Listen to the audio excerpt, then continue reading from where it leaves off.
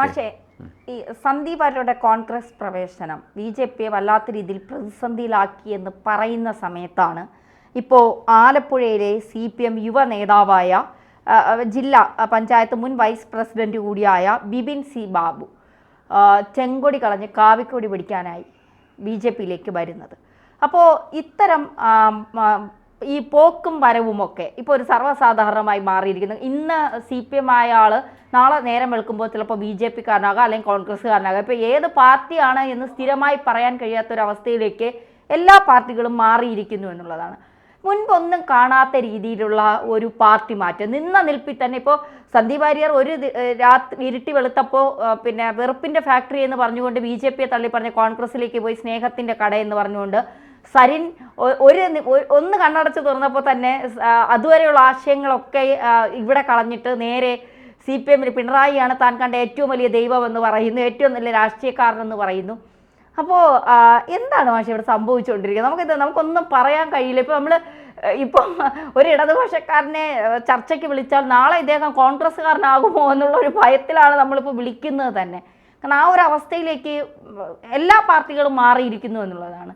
അപ്പം രാഷ്ട്രീയത്തിന് വന്നിരിക്കുന്ന വലിയൊരു വ്യതിയാനമാണ് ഇതിൽ പ്രകടമാകും.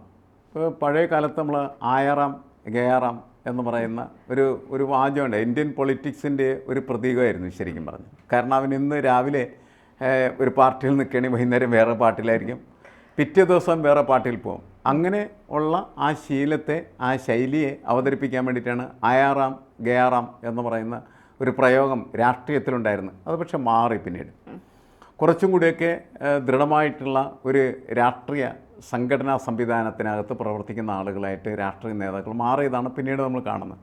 കേരളത്തിലാണെങ്കിൽ പഴയ കാലത്ത് കാലുമാറിയ ആളുകളെ ടാറ് ഉരുക്കി ഒഴിച്ച് ഉപദ്രവിച്ച ചരിത്രം വരെയുണ്ട്. എന്ന് വെച്ചാൽ കേരളത്തിൽ അങ്ങനെ ആരും അങ്ങോട്ടും ഇങ്ങോട്ടും കാലുമാറുന്ന ഒരു സ്ഥിതി ഇല്ലായിരുന്നു എന്നുള്ളതാണ്. മാത്രമല്ല ഇപ്പോൾ ഓരോ രാഷ്ട്രീയ പാർട്ടിയിലും പ്രവർത്തിക്കുന്നതായിട്ടുള്ള ആളുകൾ എന്ന് പറയുന്നത് ഒരു പ്രത്യേക ആശയത്തിന് വേണ്ടി, പ്രത്യേക പ്രത്യയശാസ്ത്രത്തിന് വേണ്ടി, പ്രത്യേകമായിട്ടുള്ള രീതിക്ക് വേണ്ടി പ്രവർത്തിച്ചിരിക്കുന്ന ആളായിരുന്നു. അത് മാറുന്നതാണ് നമ്മളിപ്പോൾ കാണുന്നത്. അതിൽ നമ്മളെ ഏറ്റവും പ്രാധാന്യത്തോടുകൂടി നമ്മളുടെ ഒരു വാർത്തയായിട്ട് എടുത്ത് ചർച്ച ചെയ്തത് സന്ദീപ് വാര്യരുടെ കാര്യം തന്നെയാണ്. സന്ദീപ് വാര്യർ കടുത്ത RSS പ്രവർത്തകനായിരുന്നു. അതേപോലെ വളരെ തീവ്രമായിട്ട് ഹിന്ദുത്വ രാഷ്ട്രീയം പറയുന്ന ഒരാളായിരുന്നു.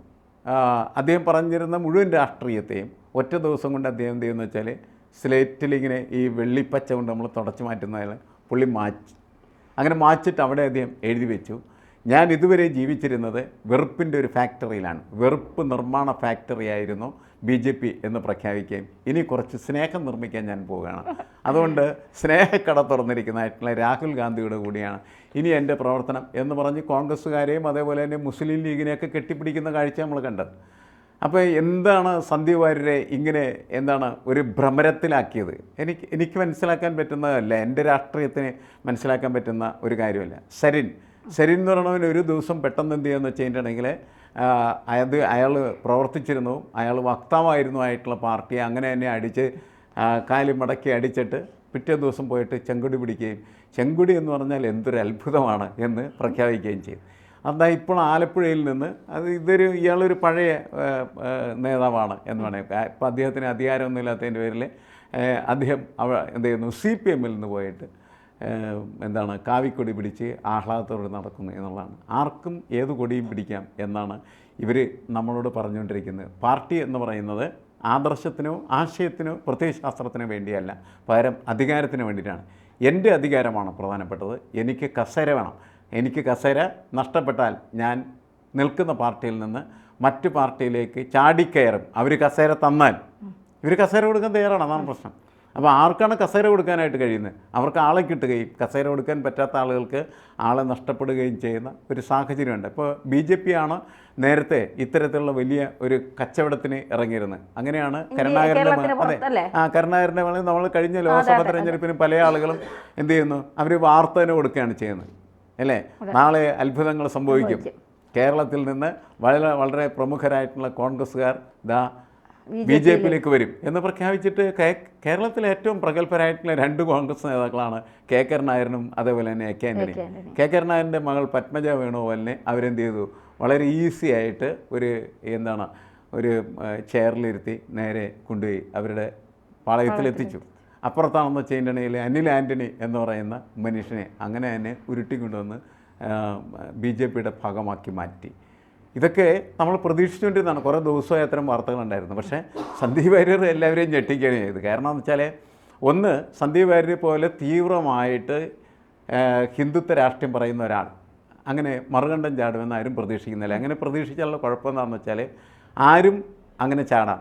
ശശികല ടീച്ചർ എപ്പോഴാണ് ഇനി കോൺഗ്രസ് കയറണമെന്നാണ് പല ആളുകളും ചോദിക്കുന്നത്. കാരണം അത്ര തീവ്രമായിട്ട് സംസാരിച്ചുകൊണ്ടിരിക്കുന്ന ഒരാൾ ഇങ്ങനെ വരികയാണെന്ന് വെച്ചാൽ അതും സംഭവിച്ചുകൂടെ എന്നാണ് ചോദിക്കുന്നത്. അതേപോലെ തന്നെയാണ് CPM പല ആളുകളും പോളിറ്റ് ബ്യൂറോ മെമ്പർ വരെ വേണമെങ്കിൽ BJPയിലേക്കോ കോൺഗ്രസ്സിലേക്കോ, എന്തിനും BJPയിലേക്ക് മാത്രം പോകണം, അവർ കോൺഗ്രസ്സിലേക്കും പോകാമെന്നാണ്. അങ്ങനെ ആർക്കും എവിടെയും പോകാൻ പറ്റുന്ന തരത്തിൽ വേലിക്കെട്ടുകൾ മുറിച്ച് മാറ്റിയിരിക്കുന്ന ഒരു രാഷ്ട്രീയ അവസ്ഥ. എന്ന് വെച്ചാൽ രാഷ്ട്രീയത്തിന് ഒറ്റ അർത്ഥമുള്ളൂ, അധികാരം കിട്ടുമ്പോൾ അതിൻ്റെ കൂടെ നിൽക്കുക എന്നുള്ളത് ശൂന്യ നിലപാടെന്നല്ലേ മാഷെ പറയേണ്ടത്. ഒറ്റ രാത്രി കൊണ്ടൊക്കെ ഒരു ആശയത്തെ, ഇപ്പോൾ എത്ര സ്ഥാനമാനങ്ങൾക്ക് വേണ്ടിയാണെങ്കിലും നമ്മൾ കണ്ടറിഞ്ഞ് മനസ്സിലാക്കി വന്ന ഒരു ആശയത്തെയൊക്കെ ഒറ്റ രാത്രി കൊണ്ട് നമുക്ക് തള്ളിപ്പറയാൻ കഴിയുമോ? അല്ല, അതിൻ്റെ പ്രശ്നം ഇവർക്ക് അങ്ങനത്തെ ഒരു പ്രത്യേക രാഷ്ട്രീയമോ പ്രത്യേക ശാസ്ത്രമൊന്നും അവരുടെ കയ്യിലുണ്ടായിരിക്കണമെന്നില്ല. അവരധികാരത്തിന് വേണ്ടിയിട്ട് തന്നെ ആയിരിക്കും അതിൽ അവരുടെ അവരുടെ നിക്ഷേപം എന്ന് പറയുന്നത് അവരുടെ ചെറുപ്പവും അതുപോലെ അവരുടെ പ്രവർത്തനമൊക്കെ നിക്ഷേപിക്കുന്നത്. എന്നിട്ട് അവർ അങ്ങനെ നിൽക്കുന്ന സമയത്താണ് അവർ പ്രതീക്ഷിച്ച രീതിയിലുള്ള നേട്ടങ്ങളൊന്നും കിട്ടാതിരിക്കുന്നത്. നേട്ടങ്ങൾ കിട്ടുന്നുണ്ട്, പക്ഷേ പ്രതീക്ഷിച്ച രീതിയിലുള്ള നേട്ടങ്ങൾ കിട്ടാതെ വരുന്ന സമയത്ത് അവർ പെട്ടെന്ന് എന്ത് ചെയ്യുന്നു, അവിടെ നിന്ന് മറുകണ്ഠം ചാടാനായിട്ട് തയ്യാറാവുന്നു. അതൊരു നല്ല രാഷ്ട്രീയ കാലാവസ്ഥയല്ല എന്ത് പറഞ്ഞാലും. കാരണം ഇപ്പോൾ കേരളത്തിലെ കമ്മ്യൂണിസ്റ്റ് പാർട്ടിയും അതുപോലെ കോൺഗ്രസും BJP പിന്നെ വളരെ അടുത്ത ഇടെ മാത്രം നമ്മുടെ സമൂഹത്തിൽ കടന്നു വന്ന ഒരു സംവിധാനമാണ്. പക്ഷേ RSS അതിക്കുമ്പോൾ അവിടെയുണ്ട്. RSS ആണ് അതിൻ്റെ ഒരു ബേസ് എന്ന് പറയുന്ന സാധനം. ജനസംഘവും RSS ഒക്കെ അവർക്ക് അവരുടേതായ പൊളിറ്റിക്സ് ഉണ്ട്. ആ പൊളിറ്റിക്സിനെ മുഴുവനും വെട്ടിക്കീറി നശിപ്പിച്ച ഒരാളാണ് യഥാർത്ഥത്തിൽ സന്ദീപ് വാര്യർ. കാരണം വേറെ ആരെങ്കിലും പോകുന്ന പോലെയല്ല സന്ദീപ് വാര്യർ BJP ഒരു ദിവസം കൊണ്ട് ഉപേക്ഷിച്ച് പോവുക എന്ന് പറയുന്നത്. കാരണം ആ ഒരു പൊളിറ്റിക്സ് സമ്പൂർണ്ണമായിട്ട് നശിപ്പിക്കപ്പെട്ടു എന്നുള്ളത് തന്നെയാണ്. അതാണ് സുരേന്ദ്രൻ പറയുന്നത് കരിവാരി തേച്ചു എന്ന് പറയുന്നത്. കരിവാരി തേറ്റ് കാലുവെട്ടി എന്ത് വേണമെങ്കിലും പറയാം. പക്ഷേ ഇതിലൊക്കെ സുരേന്ദ്രൻ എന്ന് പറയുന്നതായിട്ടുള്ള നേതാവിന് വല്ല പങ്കുണ്ടോ എന്ന് സുരേന്ദ്രനും ഇരുന്ന് ആലോചിക്കേണ്ടതാണ്. കാരണം എന്താണെന്ന് വെച്ചാൽ ഒരാൾ പോകുമ്പോൾ അയാൾ പോകാനായിട്ട് ഇങ്ങനെ ഞാനിപ്പോൾ പോവും എന്നെ പിടിക്കും എന്നൊക്കെ പറഞ്ഞ് ബഹളം ഉണ്ടാക്കിക്കൊണ്ടിരിക്കുമ്പോൾ എന്ത് ചെയ്യണമായിരുന്നു? ഇയാളെ പിടിക്കുന്നതിനും ഒപ്പം നിർത്തുന്നതിന് ആവശ്യമായിട്ടുള്ള എന്തെങ്കിലും സംവിധാനങ്ങളൊക്കെ ചെയ്യണമായിരുന്നു. ആ സംവിധാനങ്ങളെല്ലാം സുരേന്ദ്രനും കൂട്ടരെയും ചെയ്തോ എന്ന് ചോദിച്ചാൽ ഇല്ല എന്നാണ് മനസ്സിലാക്കുന്നത്. അതായത് ഈ കേഡർ പാർട്ടികളുടെ നേതാക്കൾക്ക് ഒരു അഹങ്കാരമുണ്ട്. ആ അഹങ്കാരം എന്ന് പറയുന്നത് കേഡർ പാർട്ടിയിൽ നിന്ന് ഒരാൾ പുറത്തായി കഴിഞ്ഞിട്ടുണ്ടെങ്കിൽ അവൻ്റെ ജീവൻ എന്ന് പറയുന്നത് അപകടത്തിലാണ് എന്നുള്ളതാണ്. പല തരത്തിലും 2 തരത്തിൽ അപകടത്തിലാകുന്നുണ്ട്. ഒന്ന്, അവനെ ഉപദ്രവിക്കാനുള്ള സാധ്യതയുണ്ട്. അപ്പം അതുകൊണ്ടാണ് CPMൽ നിന്ന് പുറത്താക്കപ്പെട്ട ഒരാൾ അല്ലെങ്കിൽ പുറത്തായ ഒരാൾ CPM ശത്രു നിലനിർത്തുമ്പോൾ അവന് ഓടി BJPയിലാണ് കയറുന്നത്. കാരണം എന്താണ്? CPMമായിട്ട് ഗുസ്തി പിടിക്കാനായിട്ട്, അക്രമം നടത്താനായിട്ട്, പ്രതിരോധിക്കാനായിട്ടുള്ള ശേഷി RSSനാണ്. RSSൻ്റെ സഹായം തേടി അതിനകത്ത് കയറുകയാണ് ചെയ്യുന്നത്. അതല്ലാണ്ട് നമ്മൾ പറയുന്നവരെ ചെങ്കൊടി മാറ്റി അവൻ കാവിക്കൊടി പിടിച്ചു എന്നല്ല അതിൻ്റെ അർത്ഥം. അവൻ്റെ ഒരു പ്രായോഗിക രാഷ്ട്രീയത്തിൽ അവന് കൂടുതൽ സുരക്ഷിതമായിട്ടുള്ള ഒരു സ്ഥലം എന്ന് പറയുന്നത് കോൺഗ്രസ് അല്ല, ഇതാണ്. പക്ഷേ നമ്മളെ ഞെട്ടിച്ചത് BJP അല്ലെങ്കിൽ RSS സന്ദീപ് വാര്യർ ഒന്നും ചെയ്യില്ല എന്ന് സന്ദീപ് വാര്യർ ഉറപ്പുവരുത്തി. എങ്ങനെയാണ് എനിക്കറിയില്ല എന്താ. എന്നിട്ടാണ് അദ്ദേഹം കോൺഗ്രസ്സിൽ പോകുന്നത്. കോൺഗ്രസ്സിൽ അദ്ദേഹത്തിന് അത്തരത്തിലുള്ള ഒരു സുരക്ഷ കിട്ടുക എന്ന് പറയുന്നത് സാധ്യമായ കാര്യമല്ല. പക്ഷേ കേരളത്തിൽ കുറേ കാലങ്ങൾക്ക് ശേഷം രാഷ്ട്രീയത്തിന് അങ്ങനത്തെ ഒരു മാറ്റമാണ്. കൊലപാതക രാഷ്ട്രീയം എന്ന് പറഞ്ഞാൽ കേരളം ഇപ്പോൾ സമ്പൂർണ്ണമായിട്ട് തള്ളി. TP ചന്ദ്രശേഖരൻ്റെ വധത്തിന് ശേഷം എന്ന് പറയുന്നത് അതിന് ആളുകൾ ആരും തന്നെ അനുകൂലിക്കുന്നൊരു സാഹചര്യമില്ല. അതുകൊണ്ട് അങ്ങനത്തെ പ്രശ്നമില്ല. അതുകൊണ്ടൊക്കെ ആയിരിക്കാം ഇങ്ങനെയുള്ള സംഭവങ്ങൾ ഉണ്ടാകുന്നത്. RSSനെ പേടിക്കാത്തത് അല്ലെങ്കിൽ BJP പേടിക്കാത്തത് അങ്ങനെയാണ്. CPMനും ഇനി ആരും ചിലപ്പോൾ പേടിക്കണമെന്നില്ല. കാരണം എന്താണ്? സന്ദീപ് പറയുന്നുണ്ട് ഇന്നോവ വരും, അതിൽ MP രാജേഷ് ആയിരിക്കും ഡ്രൈവർ, സുരേന്ദ്രൻ ആയിരിക്കും അതിന്റെ മുന്നിലിരിക്കുന്നതെന്നൊക്കെ പറഞ്ഞുകൊണ്ട് സന്ദീപ് വാര്യർ ചില പ്രസ്താവനകൾ രംഗത്താക്കിയിട്ടുണ്ട്. പ്രസ്താവനകളില്ലെങ്കിലും ഞാൻ പ്രസ്താവനയൊക്കെ ഇങ്ങനെ പറയാൻ പേടിയില്ല എന്നൊക്കെ പറയുന്നത് പേടിയില്ലാത്ത തന്നെയാണ്. കാരണം ഒന്നും ചെയ്യില്ല. അതിൻ്റെ കാരണം TP ചന്ദ്രശേഖരൻ വധത്തിന് ശേഷം വന്ന കേരളത്തിൻ്റെ ഒരു രാഷ്ട്രീയ കാലാവസ്ഥയിൽ അക്രമം എന്ന് പറയുന്നത് അസാധ്യമായിരിക്കുകയാണ് ചെയ്യുന്നത്. ഇപ്പോൾ ആക്രമിക്കാൻ പറ്റില്ല, അതാണ് പ്രശ്നം. അങ്ങനത്തെ ഒരു രാഷ്ട്രീയ കാലാവസ്ഥേൻ്റെ പേരിലാണ് ഇവർക്ക് അങ്ങോട്ടും ഇങ്ങോട്ടുമൊക്കെ വളരെ എളുപ്പത്തിൽ മാറാനായിട്ട് കഴിയും. നേരത്തെ പേടിയൊക്കെ ഉണ്ടായിരുന്നു. പേടിയുണ്ടായിരുന്ന സമയത്ത് ആ പേടിയുടെ പുറത്ത് അവർ മാറുമായിരുന്നില്ല. പക്ഷേ നമ്മളുടെ ആവശ്യം അല്ലെങ്കിൽ നമ്മൾ ചർച്ച ചെയ്യുമ്പോൾ നമ്മുടെ പ്രശ്നം വെച്ചാൽ പേടി കൊണ്ടല്ല ഒരാൾ ഒരു പാർട്ടിയുടെ പ്രത്യയശാസ്ത്രത്തെ കൈവിട്ട് മറ്റൊരു പ്രത്യയശാസ്ത്രം സ്വീകരിക്കേണ്ടത്. അങ്ങനെ സ്വീകരിക്കേണ്ടത് അയാളുടെ ശരിക്കും ആദർശപരമായിട്ട് അയാൾക്ക് വ്യതിയാനം വന്നാൽ മാത്രമേ അയാൾക്ക് അങ്ങനെ ചെയ്യാൻ പാടുള്ളൂ. അങ്ങനെ എല്ലാം ഈ ഒറ്റ രാത്രി കൊണ്ട് അത് അങ്ങനെ ചെയ്യുന്നതിൽ നമുക്കറിയാം അധികാരം മാത്രമാണ് പ്രധാനപ്പെട്ട ഘടകം എന്നുള്ളത്. നേരത്തെ ഇപ്പോൾ ഈ കമ്മ്യൂണിസ്റ്റ് പാർട്ടിയൊക്കെ ഡെവലപ്പ് ചെയ്യുമ്പോൾ അവരുടെ ഒരു പ്രധാനപ്പെട്ട മുദ്രാവാക്യം എന്ന് പറയുന്ന ഒരു പുതിയ ആകാശവും പുതിയ ഭൂമിയും എന്നുള്ളതാണ്. തോപ്പിൽ ഫാസിയുടെ തന്നെ അദ്ദേഹത്തിൻ്റെ നാടകത്തിൻ്റെ ഒരു പേരാണ് ശരിക്കും അത്, പുതിയ ആകാശവും പുതിയ ഭൂമി എന്ന് പറയും. അതൊരു പുതിയ കൺസെപ്റ്റ് സമൂഹത്തിന് കൊടുക്കുക. അങ്ങനെയാണ് പ്രത്യയശാസ്ത്രത്തിന് പ്രസക്തി ഉണ്ടാകും. നമ്മുടെ ഇന്നത്തെ കാലത്ത് എന്താ ഉള്ളത്?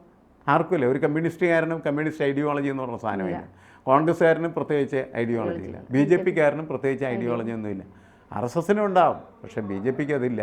അപ്പോൾ ബി ജെ പിയുടെ കൂടെ നിൽക്കുന്ന ഒരാൾക്ക് മറ്റൊരിടത്തേക്ക് പോകുന്നതിന് പ്രത്യയശാസ്ത്രം അയാൾക്ക് ഒരു തടസ്സമല്ല എന്ന് പറഞ്ഞാൽ ഇവരാരും പ്രത്യയശാസ്ത്രത്തിൻ്റെ തടവറയിലല്ല എന്നിവർ നമ്മളോട് പ്രഖ്യാപിച്ചുകൊണ്ടിരിക്കുകയാണ് ചെയ്യുന്നത്. പ്രത്യയശാസ്ത്രത്തിൻ്റെ തടവറയിലല്ലാതിരിക്കുന്നത് മഹത്തായിട്ടുള്ളൊരു കാര്യമായിട്ട് കണക്കാക്കപ്പെടുന്ന ഒരു തരത്തിലേക്ക് നമ്മുടെ രാഷ്ട്രീയം മാറിക്കൊണ്ടിരിക്കുന്നു. ഞങ്ങൾ ആദർശവാദികളല്ല, ഞങ്ങൾ ശരിക്കും പറഞ്ഞതിൻ്റെ ആമാശയവാദികളാണ്. അതുകൊണ്ട് നമ്മൾ ഞങ്ങളുടെ ആമാശയത്തിന് ആവശ്യമായിട്ട് എവിടെ നിന്നാണ് കിട്ടുന്നത് അങ്ങോട്ട് പോകും എന്നാണ് പറയുന്നത്. എനിക്കൊന്ന് പണ്ട് ജവഹർലാൽ നെഹ്റു പറഞ്ഞ ഒരു വാചകം ഉണ്ടായിരുന്നു, ഈ മനുഷ്യരെന്ന് പറയുന്ന എലിമെൻ്ററി കനാലുകളാകാൻ പാടില്ല എന്നാണ്.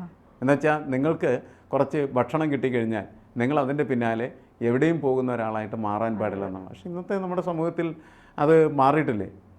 ഇലക്ഷനിലൊക്കെ നടക്കുന്ന സമയത്ത് ഫ്രീബീസാണ് ഇലക്ഷനിൽ വിജയിപ്പിക്കുന്നത്. നിങ്ങൾ സാമൂഹ്യ പെൻഷൻ കൊടുക്കാം, 2000 രൂപ സ്ത്രീകൾക്ക് അക്കൗണ്ടിൽ ഇട്ട് കൊടുക്കുക, ഇതൊക്കെ കഴിഞ്ഞ് നിങ്ങൾ തിരഞ്ഞെടുപ്പ് വരുമ്പോൾ അനുസരിച്ച് നിങ്ങൾ ജയിക്കും. അങ്ങനത്തെ ഒരു സ്ഥിതിയിലേക്കൊക്കെ രാഷ്ട്രീയം വരുമ്പോൾ ഈ ഫ്രീബീസ് കൺസെപ്റ്റാണ് എനിക്ക് തോന്നുന്നത് ഇതിൽ വലിയ മാറ്റങ്ങൾ വരുത്തിയിരിക്കുന്നത്. അപ്പോൾ അധികാരമാണ് പ്രധാനപ്പെട്ടത്. അതിൻ്റെ പേരിൽ ആരും എങ്ങോട്ട് വേണമെങ്കിലും മാറും. അപ്പോൾ അതുകൊണ്ട് ചെങ്കൊടി പിടിച്ച ഒരുത്തൻ നമ്മളിങ്ങനെ നോക്കി നിൽക്കുന്ന സമയത്ത് കാവിക്കൊടിയുമായിട്ട് പോകുന്നുണ്ടെങ്കിൽ അത്ഭുതപ്പെട്ടിട്ട് കാര്യമില്ല. ഇവരങ്ങോട്ടും ഇങ്ങോട്ടും മാറും. നമ്മൾ മാത്രമാണ് സത്യത്തിൽ അമ്പരക്കുകയും നാണം കെടുകയും ചെയ്യുന്നത്. അതെ, സാധാരണ ജനങ്ങളെ മുഴുവൻ ഇവർ കളിയാക്കുകയാണ് ചെയ്യുന്നത്. അവരുടെയൊക്കെ മുഖത്ത് കയറിയുന്ന നിരങ്ങി അവരുടെ പണം കൊണ്ട് ഇവനൊക്കെ ഇങ്ങനെ സുഖിച്ച് ജീവിക്കുന്ന ഒരവസ്ഥയിലേക്ക് രാഷ്ട്രീയ നേതൃത്വം എന്ന് പറയുന്നത് മാറിക്കഴിഞ്ഞു. തീർച്ചയായിട്ടും എല്ലാ രാഷ്ട്രീയ പാർട്ടികളും അധപ്പതനത്തിലേക്ക് പോകും. അതാണ് അവരുടെ രീതി. അത് അധപ്പതനമായിട്ട് അവർ കണക്കാക്കുന്നില്ല, അത് വലിയ ഉയർച്ചയാണ് എന്ന് അവർ പ്രഖ്യാപിച്ചുകൊണ്ടിരിക്കുകയാണ് ചെയ്യുന്നത്. നമ്മൾക്ക് ബോധമില്ലാത്തതിൻ്റെ പേരിൽ നമ്മളിരുന്ന് ചർച്ച ചെയ്യുന്നത്. അതാണ് സ്ഥിതി.